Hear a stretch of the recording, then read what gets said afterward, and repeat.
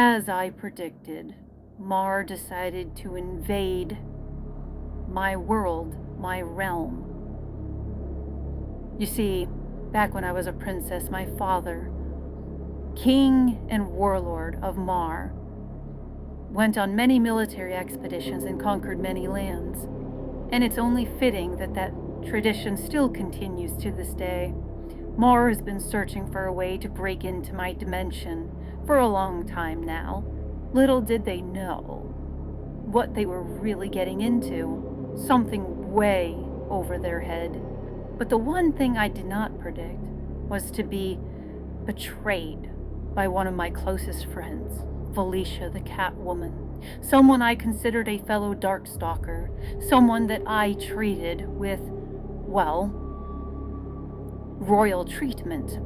Someone that I considered a close friend.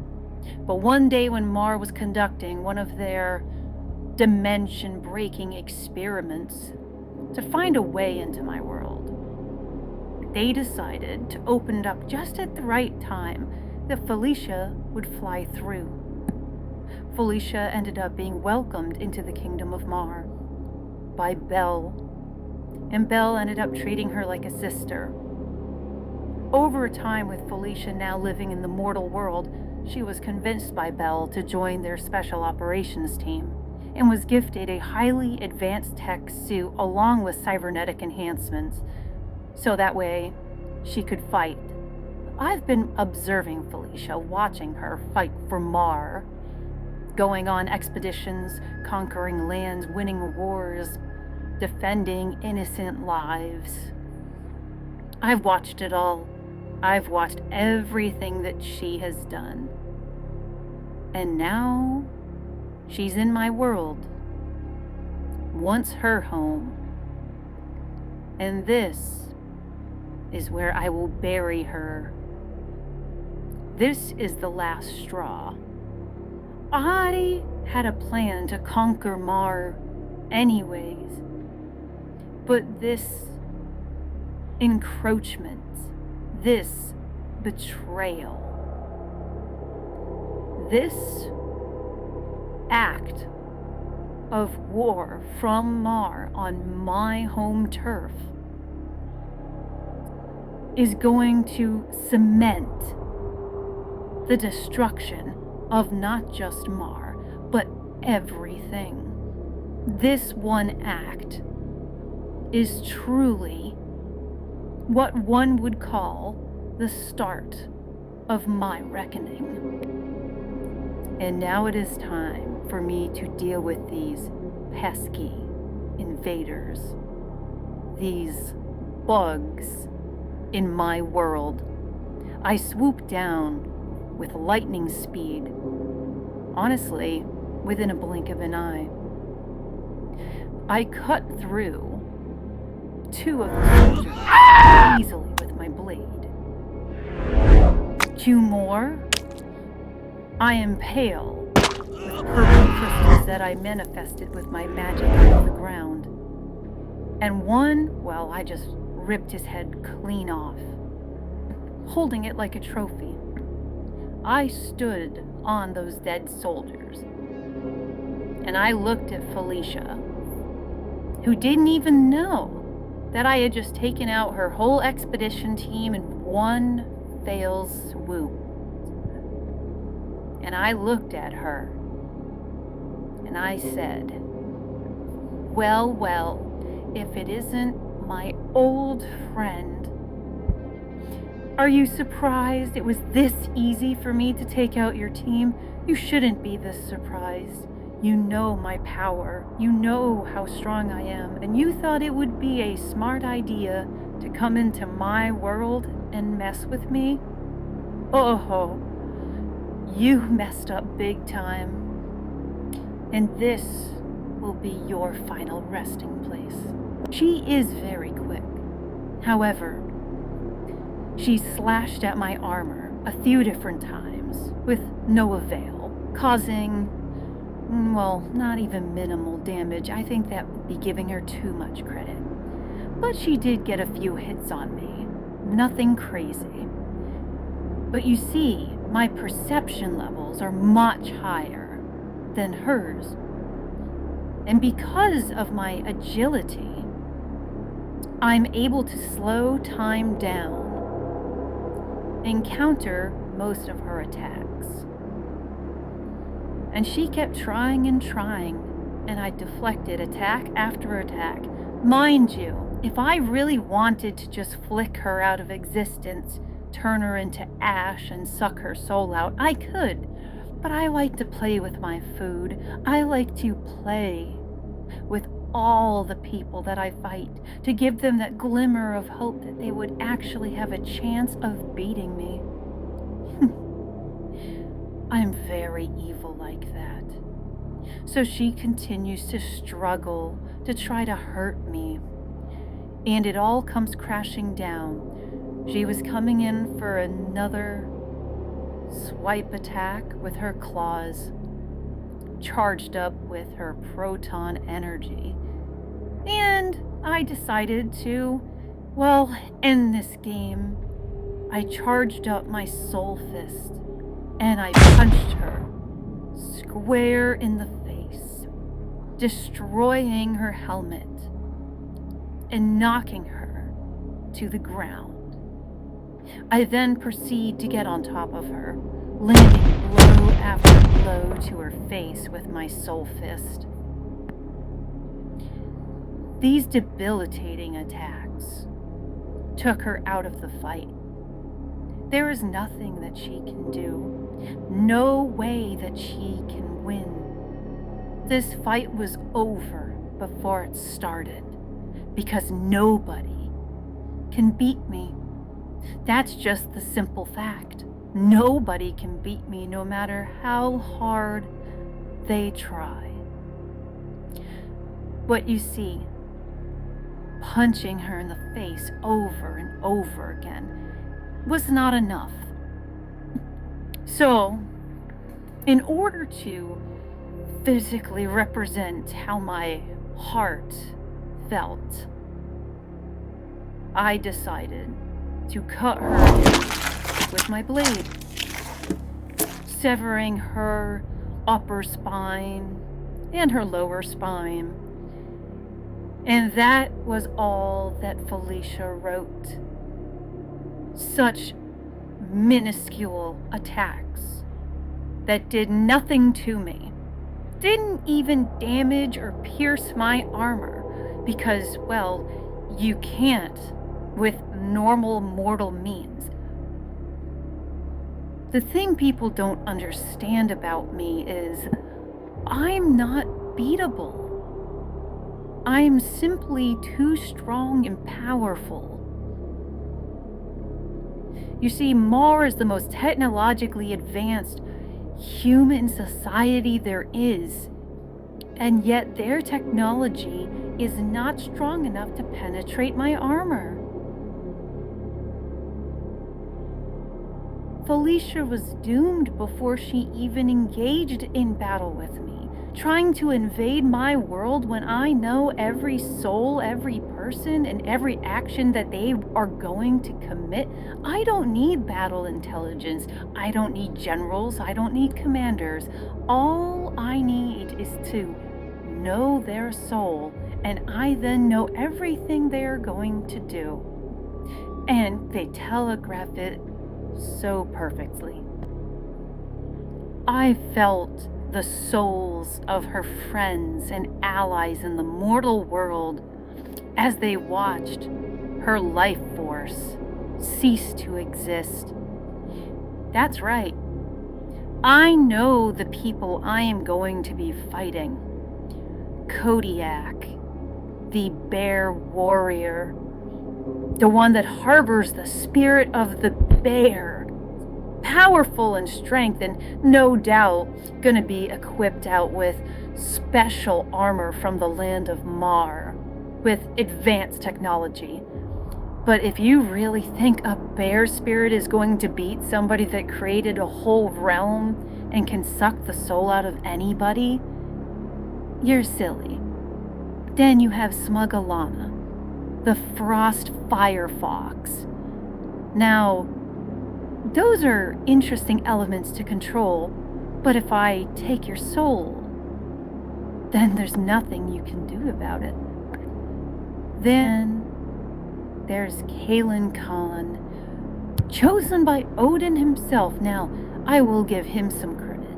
He is powered by one of the Norse gods.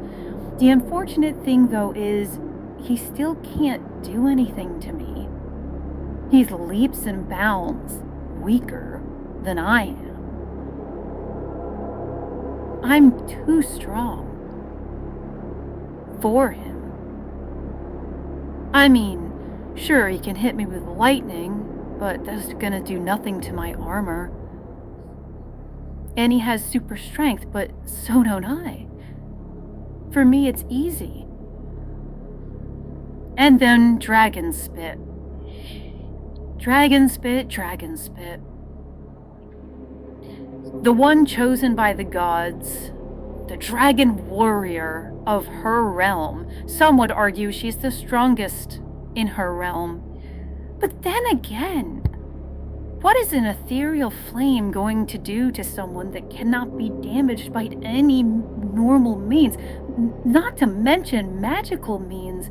There's just nothing they can do to hurt me. Now, granted, I kind of look at it like this. Smugglana and Kodiak, while they are powerful for human beings with enhanced magical abilities, they're still mortals in terms of durability. Hence why they're going to need battle armor from Marr's greatest scientists. Kalen, well, he's powered by the gods. So if there's anybody that can stand remotely a chance against me, at least taking damage, he would definitely be up there. And same with Dragon Spit. I have a little bit of respect for those two because they are empowered by the gods. They are more than mortals. They actually have somewhat of a chance of fighting me, but not much. But still, a little bit better. And then you just have, well, the army and land of Marr itself with their technology. There's just nothing that they can do to hurt me. And feeling the souls, feeling the sorrow, the concern of them feeling and seeing the death of Felicia in real time with their technology, I mean, it honestly just fills me with joy and excitement to know that I can do such damage and I'm not even in their world yet. My portal, my obsidian portal underneath the city of Marr, which it's funny they don't even know. They don't even know. I'm creating a portal underneath Marr so that if I do not somehow succeed in my plan of taking over Marr myself, I am going to open a portal, but not any portal. A black hole to my realm, and my realm will absorb every soul from this planet. Every landmass, everything in existence of this earth will fall into my realm and be corrupted and changed, adding to my army. So even if somehow I manage to lose this fight, I will win. Because the Makai realm, while it was a place of existence before I came there, it's now an extension of me. And I am forever bound to this dimension. Even without a physical form, I will still rule over Marr. There is no way the chosen ones of Marr could possibly beat me. I then go back to my castle in the Makai realm. At the capital of the Makai realm, I sit in my throne and ponder, how will we get my army into the land of Marr? While me, myself, I can go between both worlds no problem, but getting my whole army, that is going to be a feat. But then Vesper Blackthrone walks in with Zatris. and she presents me with an idea. She explains that when Marr's Special Forces, their expedition team, opened a portal to get into my realm, that portal, that dimensional barrier being weakened, leaves a perfect way to open up a multitude of portals, allowing my forces to go out from this realm into the mortal realm. The land of Marr didn't think about weakening dimensional barriers that could potentially allow a limitless amount of my monsters upon their world. It's truly incredible how Belle did not think this plan through, or even get advised against this. But of course, Vesper, being my technical genius, was working on some new armor for battle. And Zatris, well, she doesn't have armor. A gray warrior, for sure. Definitely high amongst my ranks, but she's never been on the front lines of a battle before. She's normally having too much fun making fun of the lower ranked monsters, or seducing people in the mortal world. She reminds me a lot of, well, me. But I knew that if I was going to win this battle for my former homeland, that I was going to need to equip them both with the gear necessary for the mission. So with Vesper, she of course called her armor, and I enchanted it, so that way any mortal attack upon her armor would do no damage to her, and that her armor would also have magical enhanced attacks as well. For Zatris, I decided to bestow her in, honestly, the second strongest armor that I potentially could give her besides my own. Her armor is forged by the souls of those I have seduced and taken. And it forges this mighty black and red armor. And also, I decided to give Zatris a sword very similar to my own, having the ability to absorb souls so she can deliver much more powerful attacks. You see, if I am to fall, Zatris would be the next to take the Makai throne. And Zatris is more powerful than she even knows, or anybody. She's not as powerful as me, but I think with time, she could rival my power. She is a very, very unique demon. But now that I have bestowed upon my army and my superiors of my forces with the armor and with the equipment they need, it's now time to look at the battle ahead and remove my battle helmet. I look upon Vesper and Zatris, and I tell them, the time of battle is almost upon us. For you too will help me lead my army into battle to destroy Marr. Not only will you make names for yourselves in Makai's history, but also in the mortal world's history by ending the mortal world. Once my obsidian portal, or as I should aptly call it, My black hole is charged up and ready. We will use that dimensional weak spot created by Marr's special forces to open up multiple portals across the land of Marr and send my forces through to devour the souls of all the mortals that stand in our way. Marr will fall, and everybody that stands in my way will die in battle or running away with their lives. No matter how far they run, they cannot escape planetary destruction. So go, Zatris. Go, Vesper. Start to get my plans in motion. And I promise you, when the dust clears and I've absorbed this Earth in the multiverse, that you both will be rewarded greatly.